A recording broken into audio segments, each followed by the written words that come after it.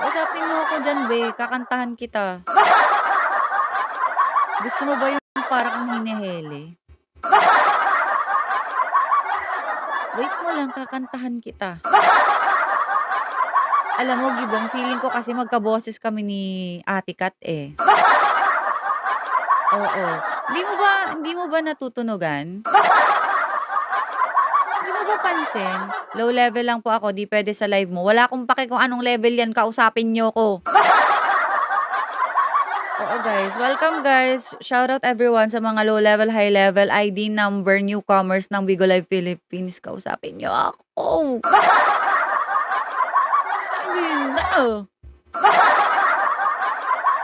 Kasi ano, after nitong live ko, magpapaayos ako ng lashes ko. Kailangan ko magpaganda, 'di ba, guys?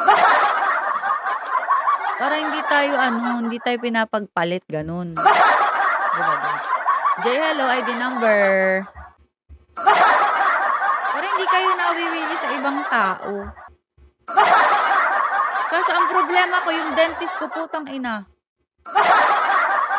Sabi ko, "Dok," sabi ko, "Dok, puwede po ba akong pumunta sa clinic bukas, magpapa-adjust ako." Sabi niya, "After Holy Week pa yung ano ko, open ng clinic, eh." Tangina, nag-Holy Week yung dentista ko. Kawawa naman ako. Miss G, hello. Hindi ako nakapagpa-adjust after Holy Week pa. Drex, hello. Feeling ko magsayaw-sayaw na din ako sa morning.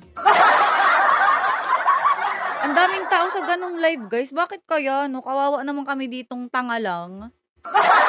Peter! Peter Piper, pick up, Peter.